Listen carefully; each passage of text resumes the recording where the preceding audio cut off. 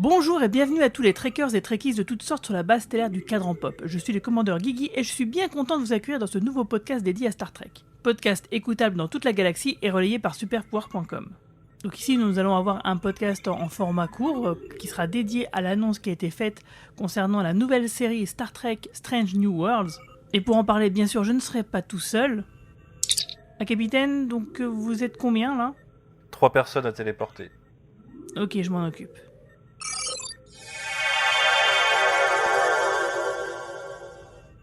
Bonjour à tous, ça me fait vraiment plaisir de vous revoir. Donc, toi, capitaine Manu, comment ça va ? Le confinement, ça s'est bien passé ? Oui, écoute, ça s'est très bien passé. Je suis en télétravail depuis le début et je télétravaillerai encore pendant plusieurs mois normalement. Il n'y a pas trop de problèmes, j'ai un jardin, donc ça se passe bien. Le télétravail avec des hologrammes ou juste des écrans ? Avec des écrans, malheureusement. On est style Enterprise. Ah, ça c'est cool. Alors il y a aussi le lieutenant Marina. Comment ça va Marina ? Ça s'est bien passé pour toi aussi ? Bonjour à tous. Moi aussi j'étais en télétravail pendant le confinement. Ça s'est bien passé. Voilà, on a essayé de faire au mieux avec un tout petit bébé. Donc voilà. Et donc nous avons aussi notre officier scientifique, Roman Nigita. Bonjour à tous. Et toi ça s'est bien passé ? Ça s'est passé... Ça a pas beaucoup changé pour moi. J'ai écrit des critiques de séries, des articles sur les séries depuis chez moi, donc ça me change pas beaucoup. Et j'ai surtout fait un grand puzzle Star Trek de 3000 pièces. Donc j'étais assez fier de ça. Voilà mon grand accomplissement du confinement. On a vu la photo que tu nous as envoyée sur internet, effectivement c'était assez joli. Mais j'avoue, je l'ai pas fait tout seul. Ah, ok. Bon, du coup c'est moins bien. Mais bravo. On est réunis tous aujourd'hui parce que pour faire ce podcast, un petit mini podcast suite à une nouvelle qui est tombée il y a quelques jours et qui nous a tous fait très très plaisir parce que si vous nous avez suivis sur YouTube, vous avez pu voir qu'autour du bilan de la saison 2 de Discovery, tous autour de cette table virtuelle, on était tous d'accord sur une chose, c'est que le casting de Pike et de Spock et de numéro 1 et même la nouvelle version de l'Enterprise qui était montrée donc, dans cette saison 2 de Discovery, nous avait vraiment très plu. C'était d'ailleurs ce qui ressortait le plus de toutes les critiques positives et même négatives d'ailleurs, pour dire que c'était la partie la plus réussie de cette saison 2 de Discovery. Et donc du coup, quand il y a la nouvelle qui est tombée pour nous dire qu'il allait enfin avoir une série sur Pike et ses acolytes, on était très très contents. Alors Manu, est-ce que tu peux nous présenter un peu cette nouvelle justement ? Alors cette nouvelle que tu viens totalement de dire au final, qui suit pas mal de rumeurs en fait. Ça faisait quelques mois qu'on avait des rumeurs et qu'il y avait des fausses breaking news parce que c'était jamais validé par personne et que ça venait de sites pas forcément très fiables sur le fait qu'on aurait finalement une vraie série centrée autour de ces personnages de Pike, Spock et numéro 1 avec les acteurs de la série Discovery, c'est-à-dire Anson Mount pour Pike, Ethan Peck pour Spock et Rebecca Romijn pour numéro 1.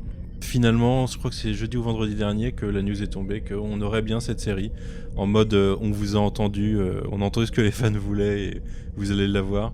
Une série qui s'appellera Strange New Worlds, donc très, très bon titre puisqu'il reprend entre autres partiellement la catchphrase de la série originale Star Trek et qui se concentrera sur l'équipage de l'Enterprise une dizaine d'années avant que Kirk récupère le vaisseau. Donc globalement vers la même période que ce qu'on a vu dans Discovery au niveau crossover entre l'Enterprise et le Discovery. Ouais, d'ailleurs, si j'ai cru comprendre en lisant une interview de Akiva Goldsman que effectivement la série elle prendrait suite directement après la fin de la saison 2 de Discovery. Alors toi Manu, est-ce que tu es content de cette nouvelle ? J'imagine que oui, sinon tu serais pas là à en parler. Tu le disais tout à l'heure, moi je faisais partie de la tendance générale sur le fait que ce que j'ai préféré de la saison 2 de Discovery c'était toute la partie avec Pike et Spock. Je trouvais que les acteurs incarnaient très bien l'esprit des personnages et que au niveau design, au niveau de l'Enterprise et des costumes, on avait une vraie belle version revisitée de ce qu'on avait à l'époque. Et dans l'esprit, ça se rapprochait un peu plus du Star Trek original, donc c'était déjà bien plus sympa. Et ce qui adoucit d'autant plus la news, c'est que Akiva Goldsman toujours a indiqué qu'on devrait normalement avoir des épisodes en mode bouclé en une fois, en gros une série épisodique et pas une série feuilletonnante, qui aura beaucoup d'histoires finies en 1 ou 2 épisodes, qui donc aura beaucoup plus un esprit série originale. Alors toi Marina, qu'est-ce que t'en penses de tout ça ? Moi je suis super contente parce que j'attendais la nouvelle avec impatience. Alors je dois dire que sur Spock par exemple, le fait qu'il fasse partie de l'aventure c'est très bien, mais on le connaît finalement parce qu'on l'a beaucoup vu à l'écran sous différentes incarnations. voilà, on le connaît. Alors que Pike, finalement, on l'a très peu vu. Numéro 1, n'en parlons même pas. Donc en fait, moi j'ai vraiment envie de voir comment tous les trois vont fonctionner ensemble, comment ils vont les faire interagir. Et j'aime bien l'idée que ce soit une série de one-shot, d'épisodes. Et voilà, donc j'ai lu ce qui avait été posté, que apparemment c'était une direction qu'ils allaient prendre, hein, rien n'est sûr, parce que de toute façon ils n'ont pas encore commencé la production.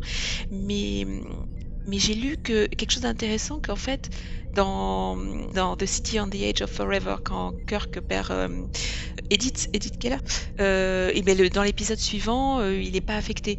Alors que là, l'idée, c'est de garder l'idée d'un épisode, mais qu'il y ait des répercussions sur la psychologie ou le comportement des personnages sur l'épisode suivant. À la manière de la J'aime bien nouvelle cette génération, idée. finalement. C'est ça. J'aime bien cette idée en fait d'épisode, et le titre semble refléter ça. Donc Ouais, c'est Bah, genre moi- un moi, épisode, je une suis- planète, ouais. quoi. Ça serait bien. ouais. Et toi, Romain? Alors, moi, je vais pas vous étonner, je vais faire la même critique que je fais à chaque fois dans ce podcast par rapport à la nouvelle direction de la franchise. C'est que moi, j'attends toujours du nouveau. Avec Star Trek, j'attends qu'on aille dans le futur, j'attends des nouveaux personnages, des nouvelles situations. Et bien que, comme vous tous, j'ai adoré la réinterprétation de cet équipage et ce qu'on en a vu dans la saison 2 Discovery, je trouve que le casting, en effet, est top. Je trouve que la remise à jour des décors, des costumes, exactement comme vous l'avez dit, c'est tout à fait réussi. Mais moi, j'attends enfin une nouvelle série Star Trek qui nous propose du nouveau. Encore une fois, avec Discovery, on a eu une préquelle, bon, sauf que la saison 3, ça sera un peu différent. Avec Picard, on a un personnage qu'on connaît déjà. Là, on va encore avoir un truc qu'on connaît déjà. Section 31, la série en développement avec Michel Yeoh, ça sera encore un spin-off avec un personnage qu'on a déjà vu. Moi, j'attends enfin une nouvelle série qui se passe dans le futur avec des nouveaux personnages, des nouvelles situations. Donc voilà, pour moi, c'est un peu le petit bémol par rapport à ça. Par contre, en effet, le fait qu'il ait été annoncé que la narration revienne à un mode un peu plus épisodique, bouclé, comme on vient de le dire, ça, je trouve qu'en effet, c'est une très bonne idée, parce qu'on voit qu'en effet, sur une saison complète, même que uniquement de 10 épisodes sur Discovery ou Picard, on voit que par moment, ça flotte un peu. Des fois, ça nécessiterait moins d'épisodes. Donc là, en effet, je suis content de les voir revenir à ce mode de production-là. Et surtout, je suis épaté par l'explosion du nombre de séries Star Trek auxquelles on va avoir droit. On va quand même avoir droit quasiment, j'ai fait le compte à 5 ou 6 séries, enfin quasiment en même temps, parce qu'on va avoir les 2 séries animées, Picard, Discovery, Strange World, Section 31. Alex Kurtzman a parlé d'une autre encore, il avait dit qu'il y aurait 5 séries en développement, en plus de Picard et Discovery, donc il y a a priori encore une autre série dont ils n'ont pas encore parlé. Donc je trouve ça assez dingue. J'ai pas souvenir d'une franchise qui balance autant de séries différentes en aussi peu de temps. Même des trucs comme Les Experts, où on a eu quasiment 3 séries coup sur coup, NCIS, j'ai pas souvenir, à part l'univers Marvel, c'est peut-être un peu différent. On a eu plein de séries en même temps sur Netflix, aussi sur ABC avec Agents of S.H.I.E.L.D., Agent Carter, etc. Mais que là, Star Trek revienne avec autant de séries en l'espace de 3 ans, parce que Discovery, la première saison, c'était il y a 3 ans, je trouve ça assez hallucinant. Il me semble que l'avoir lu de mémoire, alors c'était il y a un petit moment, qu'une des volontés de Kurtzman et donc de CBS qui est derrière, c'était d'avoir du Star Trek à l'antenne tout le temps. Donc si tu fais 5 séries de 10 épisodes chacune pour chaque saison, voilà, ça remplit ta grille toutes les semaines de l'année. Tout à fait. Alors qu'en fait, si on fait le calcul, je l'ai fait, je m'amuse à faire des calculs, j'ai rien à faire. T'es aussi scientifique, hein. C'est ça. Si on reprend l'époque Rick Berman, donc quand on avait Next Generation et Deep Space Nine, ou Deep Space Nine et Voyager en même temps, c'est quand même des séries qui produisaient chacune 26 épisodes par saison, ce qui est hallucinant. Donc en fait, on avait 52 épisodes par an. Alors qu'en fait, là, si on fait le calcul de ces séries-là, on est à des saisons de 10 épisodes.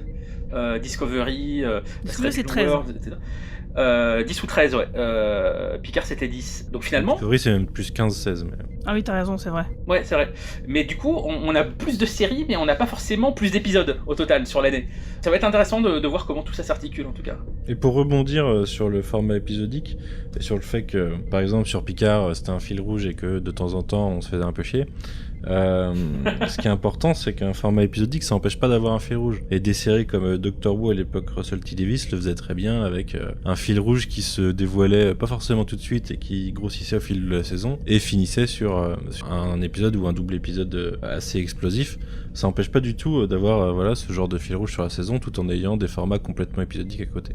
Et aussi, une des qualités de ce mode narratif, c'est tout simplement que quand tu as un épisode, quand tu as une intrigue de merde, ça va pas forcément impacter la totalité de la saison, même rétroactivement, alors que le feuilleton, si, ça peut jouer, quoi. Toi, Romain, tu disais, oui, tu voulais du neuf, etc. Alors, c'est vrai que là-dessus, je te rejoins, et du coup, je suis très, très impatient de découvrir les nouveaux personnages qui vont composer l'équipage du Capitaine Pike. Peut-être qu'ils vont réutiliser, d'ailleurs, justement, la chef de la sécurité qu'on voit dans Discovery, mais peut-être que, du coup, on va pouvoir découvrir un nouveau docteur, un nouvel ingénieur, etc., et d'autres personnages, peut-être même une conseillère. Est-ce que ça sera des nouveaux, est-ce que ça sera certains qu'on a déjà vus ou entreaperçus, mais qui vont un peu étoffer, je sais pas, par exemple, la yeoman Janice Rand, qui est en gros la secrétaire de Kirk dans la série originale. Est-ce qu'elle était déjà à bord de l'Enterprise à l'époque? Est-ce qu'elle pourra avoir un rôle plus étoffé? Est-ce qu'on verra Sulu quand il était encore que biologiste et pas pilote? Voilà. Est-ce qu'on aura ces personnages-là? Je suis curieux de voir ça. Est-ce qu'on aura en effet le même médecin que dans The Cage? Il y a quelqu'un sur internet, et son tweet a été retweeté pas mal, qui faisait une comparaison de photos entre l'acteur qui jouait le médecin dans The Cage et Jeffrey Combs aujourd'hui. Jeffrey Combs qui a déjà joué plein de rôles dans différentes franchises. Et en effet, Jeffrey Combs aujourd'hui, il a les cheveux gris, etc. On dirait vraiment l'acteur d'époque de The Cage. Donc il pourrait presque jouer le rôle de ce médecin. Excellent. Donc en effet, où est-ce qu'on va se situer entre d'un côté les clins d'œil, le côté fan service, et de l'innovation, des nouveaux persos, ou nous faire découvrir des nouvelles facettes de ces personnages-là? Je suis quand même impatient de voir ce que ça donne, parce que je trouve que c'était quand même assez réussi ce qu'ils ont réussi à faire avec Pike et Number One jusqu'à présent. C'est vrai que le casting était vraiment très bien réussi. Et je sais pas si vous vous souvenez, justement de Cage, mais c'était très très différent de la première saison de Star Trek. Les femmes portaient des uniformes masculins, c'était pas du tout les petites robes les mini-jupes, c'était les numéro 1, elle était habillée en militaire de l'époque, donc le positionnement était différent. Et après, lorsque le nouveau pilote a été commandé, c'est là où les femmes sont devenues plus sexy, qu'il y a eu un changement. Donc peut-être qu'ils vont partir aussi dans cette direction. Essayer de capturer le féminisme tel qu'il est incarné à notre époque. Ce serait bien, je pense, ça serait de bon goût. En tout cas, pour rebondir sur ce que tu disais, Romain, à propos des clins d'œil, est-ce qu'on va revoir Sulu, etc., des personnages qu'on connaît déjà, mais sous une autre facette? J'espère qu'on va pas l'avoir ça, pas trop, en tout cas pas trop vite. J'espère qu'ils vont pas du tout nous mettre des personnages qu'on connaît recastés dans la saison 1, au moins qu'ils puissent un peu se retenir. Ça serait pas mal, de la même manière qu'ils sont retenus dans la saison 1 de Discovery, de pas nous montrer Spock tout de suite, et même dans la saison 2 d'ailleurs, où ils ont pris un petit peu de temps. Par contre, je sais pas si vous avez vu, mais il y a des rumeurs déjà d'un recasting pour un jeune Kirk. Alors j'ai oublié le nom de l'acteur, c'est le fils d'un autre acteur assez connu d'ailleurs. Mais ce qui est intéressant en tout cas pendant que tu cherches, c'est que ça y est, maintenant le tabou a sauté. On peut refaire les vrais Spock, les vrais Kirk. Je parle pas de l'univers Kelvin des films, parce qu'on est sur un univers parallèle, mais en cas dans l'univers Prime, ça y est, on peut enfin mettre des nouveaux acteurs dans ces rôles-là qu'on aurait pensé intouchables il y a encore quelques années. Donc ça y est, maintenant, on peut y aller. C'est là aussi, je pense, une des grosses innovations du retour de la franchise avec Kurtzman. Alors, peut-être qu'on aura enfin le caméo de Shatner dans la franchise qui avait été prévu à une époque dans Enterprise, mais en fait il demandait un salaire tellement hallucinant qu'ils n'avaient pas pu le faire. Il pourrait faire le grand-père, il pourrait faire Tiberius Kirk. C'est ça. Je sais pas si vous avez vu ça, c'était justement Brandon Braga qui expliquait ça dans les bonus du coffret Blu-ray d'Enterprise. Il disait qu'ils avaient écrit un synopsis d'épisode pour lui proposer à Shatner, et ils déjeunent avec Shatner, ils font un déjeuner avec lui pour lui expliquer ce qu'ils avaient prévu pour cet épisode, pour le faire revenir. Par contre, il explique pas ce que serait l'histoire, mais il explique qu'il laisse déjeuner avec Shatner. Shatner trouve ça formidable, c'est génial, ok, je veux le faire, etc. Bon, ok, vous appelez mon agent, et c'est bon, on le fait. Et quelques jours plus tard, l'agent de Shatner appelle Brandon Braga et lui dit bon, moi c'est ok, on le fait, et le salaire c'est tant. Et Brandon Braga lui dit mais attendez, vous vous rendez compte que ça c'est le budget de production de la saison entière?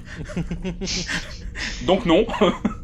J'ai retrouvé la rumeur. Alors il s'agirait donc de Jake Cannavale, donc le fils de Bobby Cannavale. Exactement, et qui a joué récemment dans The Mandalorian chez Disney+, et d'autres petits trucs à droite à gauche.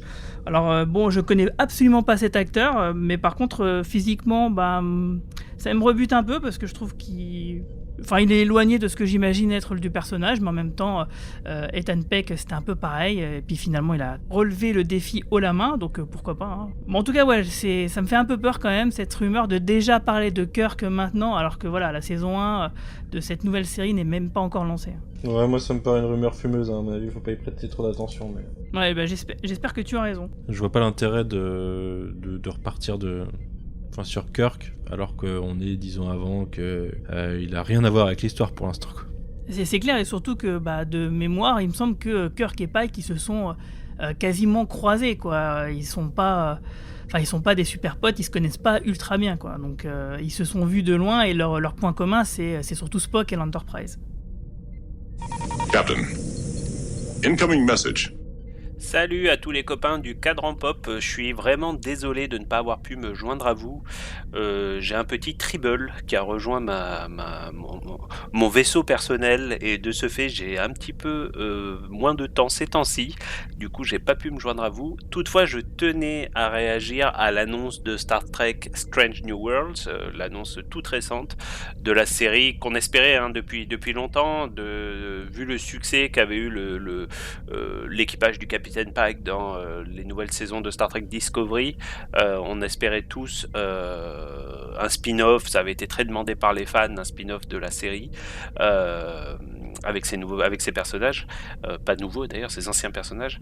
Je pense pas dire beaucoup de choses révolutionnaires par rapport à ce que vous avez dû dire pendant ce podcast que j'espère écouter très bientôt. J'aimerais juste rajouter que oui, comme vous, je me réjouis parce que c'est probablement l'aspect Pike de la nouvelle saison, de la saison 2 de Star Trek Discovery. C'était probablement ce que j'avais préféré, c'est probablement aussi ce qui se tenait le mieux de bout en bout. J'avais trouvé tous les nouveaux castings, que ça soit Number One, Pike lui-même et Spock, j'avais trouvé que le casting était super réussi, et clairement on voyait que là il y avait une partie de l'histoire de Star Trek qui avait été peu explorée, peu ou pas du tout explorée d'ailleurs, et qui avait des histoires à raconter, et je pense que ça peut être vraiment sympa. Par ailleurs, comme on s'est échangé quelques messages quand l'annonce a été faite, et moi tout de suite j'ai dit j'espère qu'ils vont avoir l'intelligence de faire une série épisodique et pas trop feuilletonnante, pas entièrement feuilletonnante en tout cas, pour revenir vraiment aux origines de ce qu'était Star Trek, et on a eu une annonce quasiment immédiatement sur le fait que ça allait être bien le cas. Donc voilà, moi je suis absolument ravi et très excité. J'ajouterai une dernière chose, je crois, peut-être que je me trompe, je crois qu'il n'y a pas eu énormément d'annonces actuellement en termes d'auteurs de cette nouvelle série, et j'espère que là aussi ils reviendront aux origines de Star Trek avec un showrunner fort, pourquoi pas, mais des auteurs invités comme ils l'ont fait déjà sur Short Trek, mais avec cette fois plus de temps, plus de moyens, plus de recherche, et d'avoir une espèce de vraie série d'anthologie avec des auteurs qui ont pignon sur rue aujourd'hui en termes de science-fiction, pourquoi pas d'autres auteurs d'autres séries de science-fiction, mais également des auteurs littéraires. Voilà, moi c'est vraiment ce que j'attends de cette série. En tout cas, longue vie à Star Trek Strange New Worlds, longue vie au Capitaine Pike. Enfin, on sait que sa vie ne sera pas très longue, mais en tout cas on lui souhaite quand même. Et j'espère qu'on se retrouvera très bientôt tous ensemble sur le Cadran Pop pour parler de tout ça. Ciao, bye bye. Mais en fait, comment ça va se passer maintenant parce que les US sont quand même pas mal confinés aussi, hein, donc au niveau de la production et tout ça. C'est sûr, ça va retarder. C'est d'ailleurs pour ça que Discovery saison 3 est retardé visiblement. Picard saison 2, du coup j'imagine que ça va être un peu pareil. Discovery saison 3, a priori ils ont tout tourné avant le confinement, maintenant c'est uniquement la post-prod, ce qui est faisable en partie à domicile pour les différents techniciens, en partie je dis bien. Mais là en effet, a priori sur Strange New Worlds, le premier épisode a été écrit par Akiva Goldsman. Donc ils vont peut-être pouvoir avancer sur les scripts des épisodes suivants, mais en termes de tournage, oui, pour l'instant ça risque d'être un petit peu compliqué. Après ça dépend aussi s'ils tournent au Canada comme Discovery. Est-ce que les règles sont différentes des règles en Californie? Ça je sais pas trop, mais oui, ils vont sûrement devoir combler l'attente avec la saison 3 Discovery, les séries animées quand elles arriveront enfin. Oui, donc ça sera sûrement pas pour tout de suite Strange New Worlds. À propos d'arrivée, justement, donc on a vu aussi une nouvelle arrivée il n'y a pas longtemps qui nous disait que CBS All Access allait essayer justement de s'exporter en dehors des États-Unis à la manière d'un Netflix ou d'un Amazon Prime. Est-ce que, à ton avis, Romain, on aurait entre guillemets la possibilité de voir donc toutes les séries Star Trek et cette nouvelle série Star Trek débouler en France sur un CBS All Access français. Alors, pour l'instant, on peut l'imaginer, mais il n'y a rien de confirmé. Alors, ce qui en effet a été annoncé de manière officielle, c'était il y a une dizaine de jours, lors de l'appel trimestriel auprès des investisseurs du groupe CBS Viacom. Le PDG a annoncé qu'ils allaient non seulement changer le nom de CBS All Access, l'enrichir avec le catalogue de films de Paramount, et lancer ça à l'international dans les 12 mois. Et c'est bien l'expression qui a été reprise, lancement à l'international dans les 12 mois. Donc pour l'instant, on ne sait pas dans quel pays exactement ça se passera. Il n'a pas cité de liste de pays, ni de date. Oui, ça peut être quelques pays, quoi. Voilà, ça peut se faire de manière progressive. En gros, c'est la continuité logique de ce qui s'est passé ces derniers mois avec Disney+, et ce qui va se passer avec Peacock, la plateforme de NBC Universal, et HBO Max, qui est la plateforme de Warner. C'est-à-dire que tous les grands studios de production américains, maintenant, lancent leur plateforme qu'ils veulent internationale. Souvent, ça commence d'abord par un lancement américain, puis ensuite, dans les autres pays, c'est ce qui se passait avec Disney+, qui a d'abord été lancé en novembre aux États-Unis, puis là, au mois d'avril en France. Puisque maintenant, la stratégie, c'est que si les séries qu'ils produisent pour des networks américains sont ensuite rachetées pour tous les territoires, des plateformes comme Netflix ou Amazon, eh ben, ça leur fait un manque à gagner par rapport à l'ancienne technique qui était de vendre pays par pays, chaîne par chaîne, donc pour rentabiliser les séries. Donc à ce moment-là, plutôt que de vendre à Netflix, eh ben, autant lancer sa propre plateforme. Et là aussi, dans le cas de CBS All Access, c'est aussi la suite logique de la refusion entre Paramount et CBS Studios, c'est-à-dire les activités ciné, les activités télé. Les deux appartenaient au même groupe Viacom, mais ça avait été séparé quelques années, là ça revient ensemble, enfin c'est un truc un peu compliqué, mais grosso modo là ils remettent tout dans le pot commun, et ça permet de faire une grosse plateforme enrichie, puisque pour l'instant sur CBS All Access il y avait quasiment que de la télé, il y avait on pouvait revoir dans un épisode d'NCIS, super, mais bon il y avait surtout les nouvelles séries Star Trek, et quelques séries un peu exclusives comme The Good Fight, qui est le j'adore. de The Good Wife. Là, en rajoutant à tout ça le catalogue de films Paramount, dans lequel il y a des trucs comme Le Parrain ou les films Mission Impossible, ça permet de faire un gros machin qui va être un peu plus attractif à l'étranger. Et en effet, à ce moment-là, c'est logique qu'ils changent le nom de la plateforme, parce que CBS, en dehors des États-Unis, ça dit pas grand-chose aux consommateurs. En France, une plateforme qui s'appellerait CBS, les gens comprendraient pas ce que c'est. Il faudrait l'appeler Paramount ou trouver un autre nom. Et donc tout ça, la question c'était de se demander, est-ce qu'on verra la nouvelle série Strange Worlds et les anciennes séries Star Trek là-dessus? Et bien comme toujours, c'est très compliqué.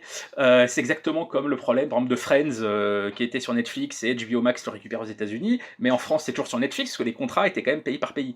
Donc si ce fameux nouveau CBS All Access débarque d'ici 12 mois en France, je pense pas qu'on aura immédiatement l'intégralité du catalogue Star Trek sur la version française, parce que pour l'instant, c'est sûr que non, il est encore sur il est Netflix. attaqué pour un moment. Et exactement, parce que c'est la condition sine qua non pour que Netflix donne de l'argent à la production de Discovery. Donc, je dirais, le fait de retrouver à terme l'intégralité du catalogue Star Trek sur cette future plateforme va se faire au fur et à mesure. Ce dont je me souviens à l'époque, quand j'étais allé sur le tournage de la première saison de Discovery, c'est qu'en effet, ils nous avaient expliqué que le contrat pour Discovery avec Netflix était saison par saison, parce qu'ils se réservaient justement le droit de, à terme, lancer leur plateforme internationale. Donc on pourrait même avoir, pour la saison 3, voire 4 de Discovery, l'avoir directement sur ce CBS All Access international, et non plus sur Netflix. Bref, tout ça, ça va être un énorme bazar. Il va falloir payer chacune des plateformes pour voir l'intégrale, comme il y a 15 ans, quand on devait payer pour voir Canal Genie d'un côté, Teva de l'autre, Série Club, etc. Ce que tu disais, Romain, sur la refusion du gros groupe Viacom CBS, on en parlait un peu dans notre numéro 0, et c'est ce qui justifie notamment ce que tu disais tout à l'heure, c'est-à-dire le fait de pouvoir réutiliser le vrai Spock, le vrai Pike, et de ne pas avoir les versions qu'on avait au cinéma dans les... Ils sont Kelvin, pardon, ouais. Voilà, de la Kelvin Timeline. Et c'est ce qui justifie aujourd'hui qu'on a, ce que tu parlais de Netflix, mais on a les séries sur Netflix et les films sur Amazon Prime en France. Puisque le catalogue Amazon, du coup, appartenait à Paramount, et le catalogue, enfin, les films étaient chez Paramount, et les séries étaient chez CBS. Mais ça veut aussi sûrement dire que là, le fait qu'ils lancent une série centrée sur Spock, je pense que ça signe un peu l'arrêt de mort de l'univers Kelvin au cinéma. Je pense que Spock joué par Zachary Quinto, c'est fini. Ah, mais c'est On sûr, verra ça. plus cet équipage-là. C'était pas encore officiellement sûr parce que même le projet du créateur de la série Fargo, dont le nom m'échappe, Ah, ouais. on sait toujours pas exactement de quoi ça parlera, avec qui ça sera, et si ça se fera un jour ou l'autre, parce que tant que c'est pas sorti, on n'en saura jamais rien. Mais voilà, ça sent le sapin en tout cas pour la version Kelvin. En tout cas, tu parlais d'attractivité. C'est vrai que Star Trek, c'est un peu la figure de proue de CBS All Access. Du coup, la voir débarquer en France avec ça me semble un petit peu périlleux. Et du coup, moi, je me demande pas plutôt s'ils vont pas faire une sorte de partenariat style HBO avec OCS ou ce qu'a fait Canal+ avec Disney+, etc. Ouais. Où on voit sur Amazon Prime, il y a un corner MGM, il y a la plateforme Starzplay à laquelle on peut s'abonner soit de manière indépendante, soit via Amazon. On va voir, c'est aussi une manière de faire monter les enchères, je pense, dans chaque pays, de dire regardez, on a un méga catalogue avec plein de films. Je pense qu'en France, ils vont surtout mettre en avant les films. On va voir. Mais Amazon avec Battlestar et The Expanse en ce moment ont un bon coin SF, et Picard du coup et les films Star Trek. Avoir rajouté tout Star Trek à leur catalogue à l'international, ça serait pas dégueulasse. Hein. Surtout que Jeff Bezos est un énorme fan de Star Trek. Il fait même un caméo dans Star Trek Beyond, il me semble, sous le maquillage d'un extraterrestre. Donc il y aura une certaine logique à ça. Ok, on va conclure là-dessus. Juste pour vous dire, du coup, nous, on va revenir évidemment avec la saison 3 de Discovery pour parler bien sûr de Star Trek. On ne sait pas quand du coup, sans doute bientôt, en tout cas cette année, c'est sûr. En attendant, il y aura d'autres podcasts. Manu, tu peux nous en parler, tiens. Oui, on aura très prochainement, normalement, on aura un coin pop spécial comics avec République du podcast Hot Rider, parce qu'on a lu, on en avait fait un en septembre dernier, on a lu pas mal depuis, donc on va refaire un bilan comics quasi semestriel. Et prochainement, avec la team nantaise, on va tourner un podcast sur The Office, dont j'ai maté l'intégrale, enfin The Office version US du coup, dont j'ai maté l'intégrale pendant le confinement, parce que je l'avais jamais vu, j'avais vu une saison et quelques épisodes de la 2 il y a très longtemps, et là du coup j'ai regardé l'intégrale des 9 saisons, et j'ai pas mal accroché, on va faire un podcast là-dessus. Et il y aura d'autres podcasts probablement qui vont se profiler d'ici là, et en fin d'été, on devrait avoir une news un peu plus importante à annoncer, mais ça, on en reparlera plus tard. Ah cool. En tout cas, c'est super tout ça. Et moi, je vous annonce déjà que je vais vous retrouver pour un podcast spécial Twin Peaks pour les 30 ans. Évidemment, on ne se refait pas. Donc du coup, je vous souhaite à tous de vous porter très bien, de faire attention à vous et de regarder plein de séries et surtout regarder Star Trek évidemment. Longue vie et prospérité. Salut tout le monde. Salut. Salut. Salut. Strange. New. Worlds. You asked. We listened. It's happening. Wow, I'm so glad I finally get to share this news with you guys. Speaking just for myself, I have never received more love from a fan base than I have from the Star Trek family. Without you, this wouldn't be happening, so thank you so much. I can't wait to put on that gold Starfleet uniform and deliver #1 right along Captain Pike and Spock. It is a huge honor. And it means even more for us to be able to announce this right now at a time when so much of the planet is hurting. The ethos of Star Trek is so curious and welcoming and unifying. And we're going to get to work on a classic Star Trek show that deals with optimism and the future. Here we go. I can't wait. And I guess there's only one more thing to say. Hit it. Program complete.